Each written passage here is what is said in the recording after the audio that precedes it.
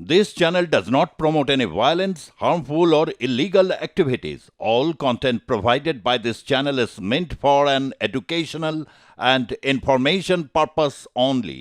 বাংলাদেশে হচ্ছেটা কি? বাংলাদেশের সার্বিক পরিস্থিতির পরিবর্তন কবে ঘটবে? দেশটা এই মুহূর্তে কি পরিস্থিতি? সবার একদিকেই লক্ষ্য নির্বাচনটা কবে? নির্বাচিত সরকার হলে বাংলাদেশ শান্ত হবে। এই মুহূর্তে বাংলাদেশে তৈরি হলো নতুন রাজনৈতিক দল। শুধু এখানেই শেষ নয়, বাংলাদেশের সার্বিক পরিস্থিতি নিয়ে এই মুহূর্তে কোন জায়গায় গোটা বাংলাদেশ এবং ইউনূসের নেতৃত্বাধীন অন্তর্বর্তী সরকার তা নিয়েই আপনাদের কাছে আলোকপাত করতে আর+ নিউজের ডিজিটাল পেজ থেকে আমি সুচারু মিত্র এলাম আপনাদের সঙ্গে একটু আলোচনা করতে, একটু চুলচেরা বিশ্লেষণ করতে। এবং সেই চুলচেরা বিশ্লেষণে আজকে আপনাদের সামনে যে তথ্যটা তুলে আনবো, আপনারা কয়েকদিন ধরেই শুনছিলেন, জল্পনায় ছিল, সেই জল্পনার অবসান কিন্তু হয়ে গেল এনসিপি তৈরি হওয়ার মাধ্যমে। ন্যাশনাল সিটিজেন পার্টি, এই এনসিপি বাংলাদেশের ফ্যাসিবাদ খতমের বিরুদ্ধে লড়াই করবে। তাদের স্লোগানটাই তাই, ফ্যাসিবাদকে খতম করতে, ফ্যাসিবাদের বিরুদ্ধে ঐক্যবদ্ধ হতে এনসিপিকে সাপোর্ট করুন, সমর্থন করুন। তাদের নেতা, সেই দলের যুগ্ম আহ্বায়ক হয়েছেন তরুণ প্রজন্মের নেতা, তিনি সারওয়ার তুষার। এই সারওয়ার তুষার বলছেন যে কোনোভাবেই আওয়ামী লীগকে, কোনোভাবেই দেশ থেকে পালিয়ে যাওয়া দলকে নির্বাচনে লড়তে দেওয়া যাবে না। কোনোভাবেই বাংলাদেশের এখনো যে সমস্ত মানুষ বলছেন যে শেখ হাসিনা ফিরে আসবে, আওয়ামী লীগ আবার রাজ করবে, সেই জায়গা করতে দেওয়া যাবে না। নয়তো আবার সাম্রাজ্যবাদ শুরু হবে, নয়তো আবার অত্যাচার লুণ্ঠন শুরু হবে। ছাত্র জনতার আন্দোলনই এতদিনের যে প্রয়াস, সেই প্রয়াস নষ্ট হবে।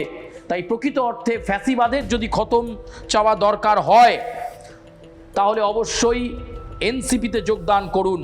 ন্যাশনাল সিটিজেনশিপ পার্টি, যেটা 28শে ফেব্রুয়ারি আত্মপ্রকাশ করে গিয়েছে এবং করে গিয়ে তাদের একাধিক এজেন্ডা, একাধিক কর্মসূচিকে নিয়ে সারওয়ার তুষার এগিয়ে চলেছেন এবং তিনি বক্তব্যে বারবার আক্রমণ করছেন নিশানায় সেই আওয়ামী লীগকে।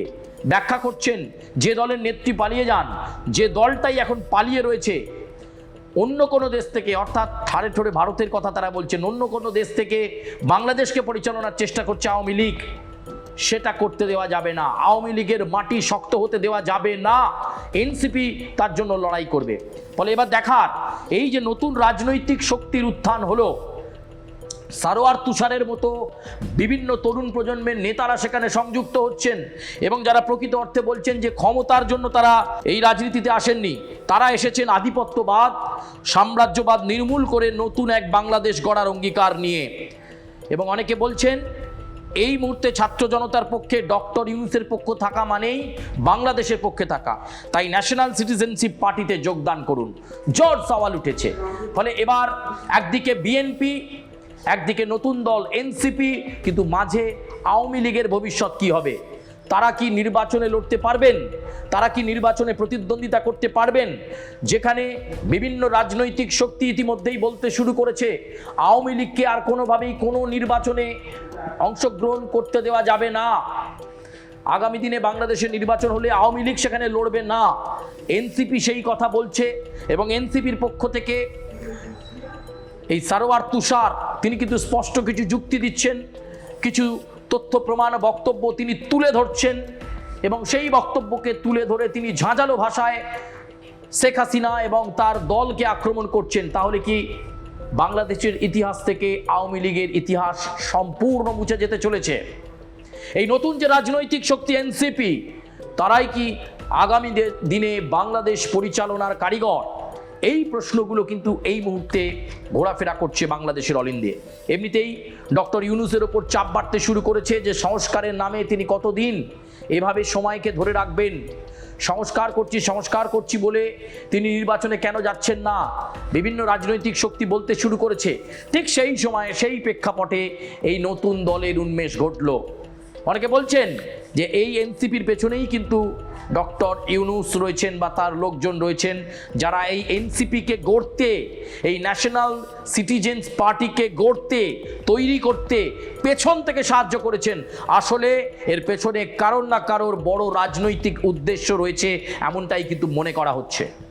ফলে এই ন্যাশনাল সিটিজেন্স পার্টি, তাদের ভবিষ্যৎ কি হবে, তাদের বাংলাদেশ নিয়ে কি পরিকল্পনা রয়েছে?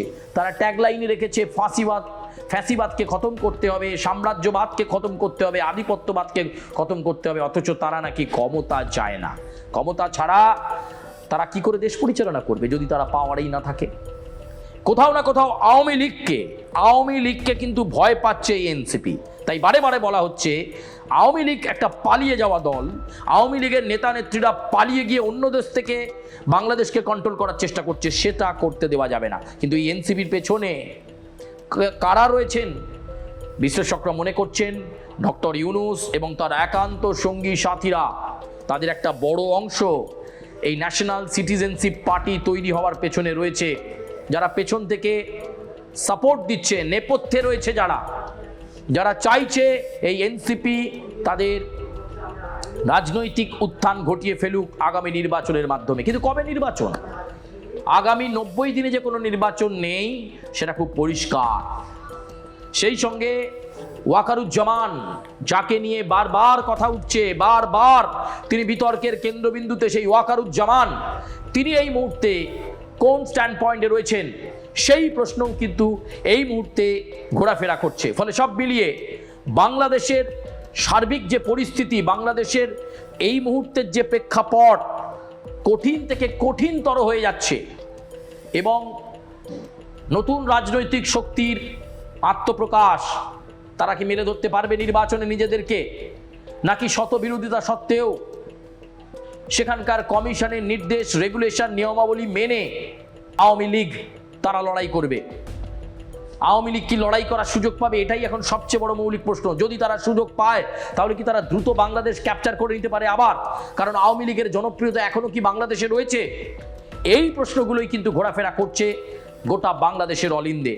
ফলে কি হবে আওয়ামী লীগের ভবিষ্যৎ, কি বা হবে এনসিপির ভবিষ্যৎ, কিভাবে তারা বাংলাদেশ পরিচালনা করবার পরিকল্পনা করছেন, প্রত্যেক মুহূর্তের আপডেট আপনাদেরকে আগামীতেও আমরা জানাতে থাকবো। কিন্তু আপাতত জানাই, বাংলাদেশে নির্বাচনের জন্য তদবির করা শুরু করেছে রাজনৈতিক শক্তিগুলো, তার মাঝেই এনসিপির আত্মপ্রকাশ।